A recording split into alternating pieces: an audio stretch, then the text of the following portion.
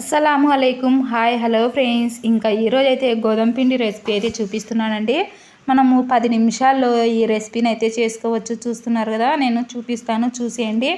ఇంకా ఇప్పుడైతే నేను ఇక్కడ 200 గ్రాములు గోధుమ పిండి అయితే తీసుకున్నానండి. అందులోకి ఒక పెద్ద సైజు ఆనియన్స్ అయితే చిన్నగా కట్ చేసుకున్నాను. అలాగే ఒక 2-3 పచ్చిమిర్చిని చిన్నగా కట్ చేసుకున్నాను. అలాగే ఒక క్యారెట్ తురుముకున్నాను. అలాగే కాస్త కొత్తిమీర చిన్నగా కట్ చేసి వేసానండి. ఇంకా తర్వాత వచ్చేసి కొద్దిగా కారం పొడి అయితే వేసుకున్నాను. ఇంకా కొద్దిగా జీలకర్ర పౌడర్ అయితే వేస్తున్నాను. మీరు కావాలంటే ఇందులోకి ధనియాల పౌడరు, గరం మసాలా అందుకు వేసుకోవచ్చండి. బొంబాయి రవ్వని వేసుకొని చేసుకోవచ్చండి. ఆ రెసిపీ ఇంకొకసారి మీకు అయితే చూపిస్తాను, సరేనా. ఇంకా రుచికి సరిపోయేమైన నేను ఉప్పు అయితే సాల్ట్ అయితే వేసాను చూడండి. ఇవి మొత్తం బాగా పిండి మొత్తం ఇంకా ఈ విధంగా బాగా కలుపుకున్న తర్వాత ఇప్పుడు కొద్దిగా వాటర్ వేసుకుంటూ ఈ పిండి అనేది బాగా కలుపుకోవాలండి. చూస్తున్నారు కదా, ఈ విధంగా కొద్దిగా వాటర్ వేసుకుంటూ కలుపుకోవాలండి. ఎక్కువ లేకోకుండా నేను చూపించే విధంగా కొద్దిగా అయితే వేసుకుంటూ కలుపుకోవాలండి. చూడండి, ఈ విధంగా వేసుకొని మనం దోసపిండి ఏ విధంగా అయితే కలుపుకుంటామో ఆ విధంగా మనము ఉంటలు లేకోకుండా చాలా సాఫ్ట్గా మెత్తగా కలుపుకోవాలండి. చూడండి, ఈ విధంగా కలుపుకోవాలండి. ఈ విధంగా కలుపుకున్న తర్వాత ఇంకా నేను ముందుగా స్టవ్ మీద పెనం అయితే పెట్టి హీట్ అయితే చేశానండి. ఇంకా ఇప్పుడు కొద్దిగా ఆయిల్ అయితే వేసాను చూడండి పెనం పైన. ఈ ఆయిల్ మొత్తం మీరు కావాలంటే అప్లై చేయండి. ఇంకా నేను ఓన్లీ ఇలా వేసుకొని ఇంకా ఈ ఆయిల్ హీట్ అయిన తర్వాత ఇంకా ఇప్పుడు వచ్చేసి నేనైతే చూడండి చిన్నగా దోశలు అయితే వేస్తున్నానండి. మనకు పెద్దగా దోశలు అయితే రావండి, ఎందుకంటే మనం ఇందులో క్యారెట్, ఆనియన్స్, పచ్చిమిర్చి మొత్తం వేసాం కాబట్టి ఇంకా మనకు పల్చగా రావండి. కాస్త మందంగా ఈ విధంగా మనం పిండి వేసిన తర్వాత ఆ గరిటెతోనే మనం పిండి అనేది ఈ విధంగా మనం పల్చగా చేసుకోవాలండి. ఈ విధంగా మనం దోశ అయితే వేసుకోవాలి. చూడండి, టేస్ట్ అయితే సూపర్ అంటే సూపర్ అండి. మా పిల్లలు అయితే ఎలా వేసావమ్మా ఇంత బాగున్నాయి అన్నారండి. అంత బాగున్నాయి. మీరు ఒకసారి మీ పిల్లలకి ఈ విధంగా చేసి పెట్టండి. చాలా హెల్దీగా అండి. మన గోధుమ పిండి అలాగే క్యారెట్ వేస్తాం కాబట్టి మనకు పిల్లలకు చాలా హెల్దీగా చేసి పెట్టచ్చండి.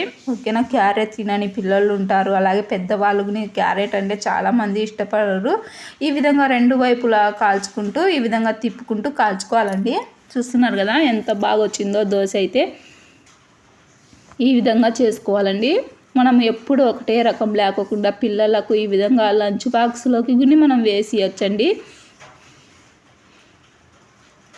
ఈ విధంగా రెండు వైపులా కాల్చుకోవాలండి. ఇలా కాలిన తర్వాత ఇంకా ఒక ప్లేట్లోకి అయితే తీసుకుంటున్నాను చూడండి. ఇంకా ఇదే విధంగా ఇంకొక దోశని వేసి చూపిస్తాను చూడండి.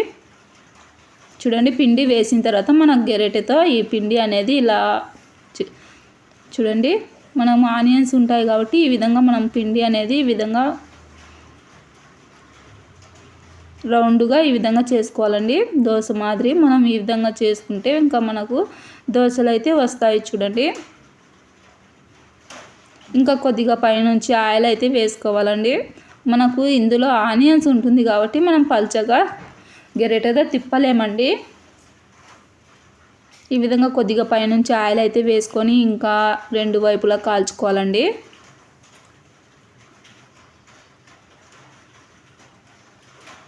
చూడండి ఎంత బాగా మనకు దోశ అయితే లేస్తుందో, ఎంత బాగా అస్సలు టేస్ట్ అయితే ఇంకా మామూలుగా లేదనుకోండి, అంత బాగుందండి.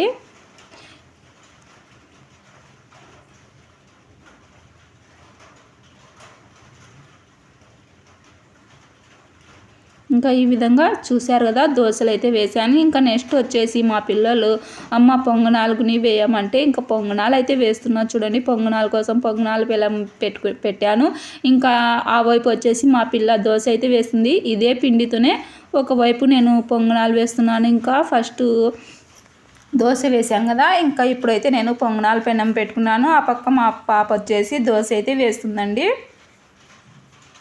ఈ విధంగా కొద్దిగా పిండి అయితే వేసుకోవాలా. మీరు చిన్న గరిటె తీసుకోండి, గరిటె పెద్దగా ఉంది కాబట్టి సరిగా పిండి అనేది గుంతలల్లో పడడం లేదండి. మీరు చిన్న గరిటె తీసుకొని మనం కరెక్ట్గా ఈ గుంతలో పడే విధంగా అయితే వేసుకోవాలండి. గుంత పొంగనాలు అంటారు కదా, ఆ విధంగా టేస్ట్ అయితే మామూలుగా లేదండి. అయితే ఈ పొంగనాలు అనేవి మనం చిన్న మంట పెట్టుకొని కాసేపు బాగా ఉడకాలండి. పిండి అనేది మనకు లోపల వరకు బాగా ఉడికితే లోపలని మనకు సాఫ్ట్గా ఉంటుంది, పైన క్రిస్పీగా చాలా బాగుంటాయండి. ఇంకా పైనుంచి ఈ విధంగా కొద్దిగా ఆయిల్ అయితే వేస్తున్నా చూడండి. ఇంకా మూత పెట్టుకొని మీరు ఉడికించుకుంటున్నా ఒకటే, లేదంటే ఇలానే మనం చిన్న మంట పెట్టి ఈ పొంగనాలు ఉడికించుకుంటే ఇంకా మనకు కమ్మనైన పొంగనాలు అండ్ దోశలు రెడీ అండి. ఈ విధంగా పిల్లలకు ఇష్టం ఉండే విధంగా మనం అయితే చేసి ఇవ్వచ్చండి. చూశారు కదా, ఒక్క పిండి కలిపి మనము 2 రకాల స్నాక్స్ కానీ మనము లేదంటే లంచ్ బాక్స్లో కానీ మార్నింగ్ డిన్నర్లకు కానీ మార్నింగ్ టిఫిన్కైనా చేసుకోవచ్చు. ఈ విధంగా ఇంకా పొంగనాలు కాలిన తర్వాత ఇంకొక వైపుకి అయితే తిప్పుకోవాలి. చూడండి ఎంత బాగా వస్తున్నాయో పొంగనాలు, ఎంత బాగా వస్తున్నాయో కదా పొంగనాలు.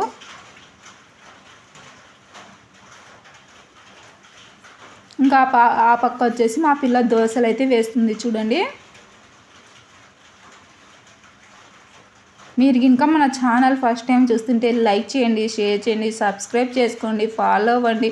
మన ఛానల్లో కుకింగ్, అలాగే వ్లాగ్స్, అలాగే టైలరింగ్ వీడియోస్ మొత్తం అయితే వస్తూ ఉంటాయండి. మీరు కొద్దిగా సపోర్ట్ చేయండి, అలాగే మన ఛానల్ను ఫాలో అవ్వండి. ఇలాంటి మంచి మంచి వీడియోస్ అయితే మీ ముందుకు వస్తానండి. ఇంకా నేను పైనుంచి కొద్దిగా ఆయిల్ అయితే వేస్తున్నానండి, బాగా క్రిస్పీగా వస్తాయని చెప్పేసి. మీరు కావాలంటే ఆయిల్ తక్కువ వేసుకొని చేసుకోవచ్చు.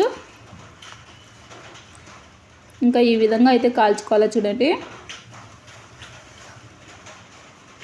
ఈ విధంగా కాల్చుకొని మొత్తం పక్కకు అయితే తీసుకోవాలండి. ఇంకా మనం ఒక్కొక్కటిగా ఈ విధంగా చేసుకుంటే మనకు టిఫిన్ రెడీ. టిఫిన్ కానీ డిన్నర్ కానీ లంచ్ బాక్స్లోకి ఇంకా మనం ఎలా అయినా అండి టీ టైంలో కూడా చేసుకొని తినచ్చు. చాలా అంటే చాలా బాగుంటుంది. ఇంకా ఇందులోకి మనం చట్నీ లేకోకుండా అయినా తినచ్చండి. చాలా బాగున్నాయి. ఇన్నిసార్లు ఎందుకు చెప్తున్నానంటే టేస్ట్ అంత బాగుందండి. మీరు ట్రై చేసి నాకు ఎలా ఉందో కామెంట్ చేయండి. మీ ఫ్యామిలీ ఫ్రెండ్స్తో షేర్ చేసుకోండి. ఇంకా మొత్తం అయితే నేను పక్కకు అయితే తీస్తున్నానండి ఒక్కొక్కటిగా. ఇంకా నేను ఇంట్లో చేసిన కొద్దిగా కొబ్బరి చట్నీ ఉంటే వేసుకున్నానండి. ఈ చట్నీతో తింటుంటే ఇంకా తినాలనిపిస్తుంది, అంత బాగున్నాయండి. చట్నీ లేకుండా బాగున్నాయి, కానీ నేను కొబ్బరి చట్నీ ఉంటే ఒకసారి ట్రై చేద్దామని చెప్పేసి ఇంకా కొబ్బరి చట్నీతో అయితే ఈ విధంగా నేనైతే కానిచ్చానండి. చాలా అంటే చాలా బాగున్నాయి.